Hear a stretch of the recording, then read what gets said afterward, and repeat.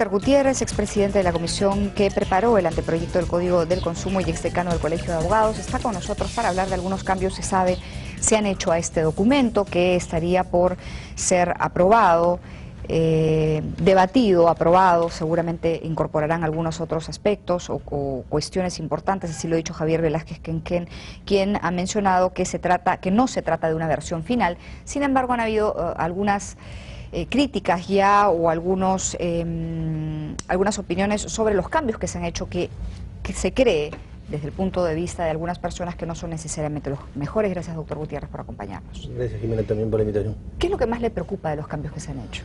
Pues la lógica y los principios que sirven de base para este nuevo proyecto.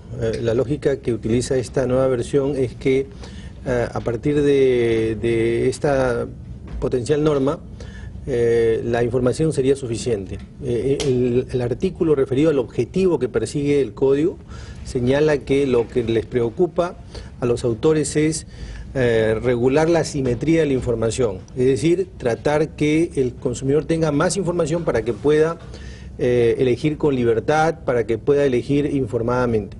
Eso está muy bien, pero no es suficiente. El código o esta versión gira básicamente alrededor de eso. El código de alguna manera parece que olvida que hay prácticas abusivas, que hay cláusulas abusivas, que la situación de desventaja del consumidor ha sido reconocida por la Constitución y materialmente. De hecho, existe una situación de vulnerabilidad de los consumidores. Y en esa línea es importante implementar figuras que protejan al consumidor.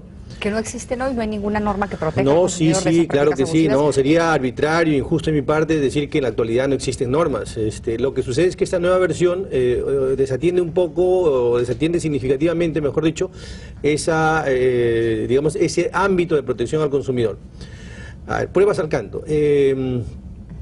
Esta norma, de entrada, es inconstitucional, o este proyecto de norma es inconstitucional. ¿Y sabe por qué?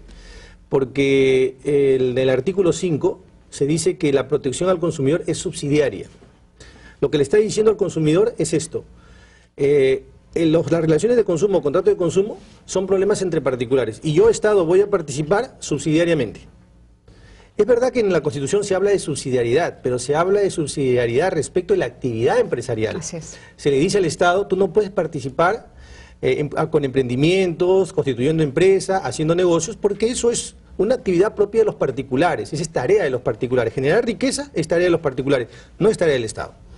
Pero la Constitución, en el artículo 65, establece expresamente un mandato. Le dice al Estado: tú protege al consumidor. No le dice subsidiariamente protege al consumidor. Pero además, el proyecto olvida algo muy importante. En materia de derechos fundamentales, nunca el rol del Estado es subsidiario, jamás el rol del Estado es subsidiario. Y parece que el proyecto ha olvidado que la protección al consumidor es un derecho fundamental. ¿Por qué se han hecho esos cambios? ¿Cree usted? A ver, yo no dudo de la capacidad profesional de quienes han elaborado este trabajo, ni tampoco dudo de sus buenas intenciones. Lo que creo es que tenemos dos lecturas distintas. Ojo, el Indecopi, que es el máximo defensor y representante del consumidor, está en esta comisión. Entonces, sí, lo sé. ¿Qué pasa? Y ahí sí tengo una opinión distante de Indecopi. Yo creo que Indecopi necesita ser reforzado y necesita tener una visión mucho más proactiva respecto a la protección al consumidor. Me parece que en su programa, en alguna ocasión, yo puse un ejemplo que grafica la conducta de Indecopi. Indecopi hace acciones de control, por ejemplo, en las discotecas respecto de temas de discriminación. Pero yo jamás he visto una acción de Indecopi en los terminales de transporte. Y ahí sabemos perfectamente que se violan los contratos de transporte, los contratos que son contratos de consumo, y mueren miles de personas en el año. Entonces, fíjese esa lectura de Indecopi: se ocupa y preocupa de algunas cosas, pero otras las deja totalmente desatendidas. Entonces, sí está Indecopi, pero creo que Indecopi tiene una visión distinta, distante, de la que teníamos quienes hicimos la primera versión. A ver, hablando de información, que fue con lo que usted empezó, lo que se sabe es que se ha eliminado la obligación de informar al público en los productos que deben ser etiquetados, si estos se comercializan, si los que se comercializan contienen no ingredientes transgénicos o contienen ingredientes de este tipo. ¿Eso es así? Sí. ya no es obligatorio eso, pero me parece haber leído que esto se daría un giro respecto a este tema y se incluiría ahora como una obligación. En alguno de los medios que hoy por la mañana he revisado, me parece que habría, como le digo, un cambio en ese sentido, pero se están olvidando de otra cosa importante. Nuestro proyecto también hablaba de la necesidad que se informe sobre los productos alergénicos.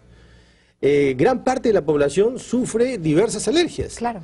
Y lo que tomamos, los alimentos que ingerimos, pueden tener elementos que generan alergias. Me estoy refiriendo no a medicamentos, me refiero a alimentos. Nosotros planteábamos eso en nuestro código o en nuestro proyecto y ahora simplemente se ha eliminado. Pero es lo mínimo que se puede pedirle a la empresa que nos está vendiendo un producto que nos especifique qué estamos consumiendo. ¿Por qué tanto debate o por qué tanta, confusión con respecto a este tema? Lo que yo tengo entendido es que lo que han dicho es, bueno, que el informe de la Comisión Revisoria del Código ha indicado que corresponde al Ministerio de Salud reglamentar las normas necesarias para regular a los alimentos transgénicos, por ejemplo, en uno de los casos, ¿no? Pero bueno, en general es un derecho del consumidor, sea quien lo regule, quien lo ponga, tener los ingredientes si es un derecho, ¿no? Debería estar alojado, consignado en el código como nosotros lo hicimos. No hay que olvidar que del artículo 65 a las normas reglamentarias a las que están haciendo referencia, esas normas sectoriales de salud, de alimentación, hay una norma en el medio, que es el código. Y el código es una norma paraguas.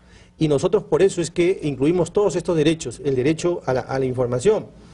Pero el tema a mí me parece más grave todavía porque en materia de publicidad, por ejemplo, se ha sancionado patente de corso para lo que podríamos llamar la legalización de la publicidad engañosa. Porque ahora, con esta nueva versión, ya no es vinculante la publicidad que aparece en los medios. El empresario, basta que incluya en su contrato que eso que anunció no lo vincula para que esa oferta no se materialice. Claro, para que no haya una exigencia sobre Para que no haya una exigencia. Y no se olvide que los contratos no los negociamos. Son contratos por adhesión. Lo que han dicho que podría haber un posible conflicto narrativo con la ley de represión de competencia desleal. Esa es otra perla del proyecto. Se han eliminado las normas sobre publicidad. En otras palabras, ¿eso qué quiere decir? Nosotros habíamos incluido en nuestro proyecto un capítulo o un conjunto de artículos vinculados a la publicidad. Porque en todas partes del mundo la publicidad tiene que ver con los derechos de los consumidores, porque finalmente la publicidad, ¿a quién se destina? A los consumidores. Bueno, ahora lo que dice el proyecto es que esas normas de publicidad se regulan por la ley de competencia desleal. ¿Y quiénes son los actores en la ley de competencia desleal? Las empresas. En otras palabras, un consumidor no puede denunciar en ese escenario. ¿Y por qué no puede denunciar? Porque no es una empresa. Entonces, las empresas sí tienen derecho a discutir entre ellas cuando la publicidad es desleal, pero nosotros los consumidores no. Este es otro defecto.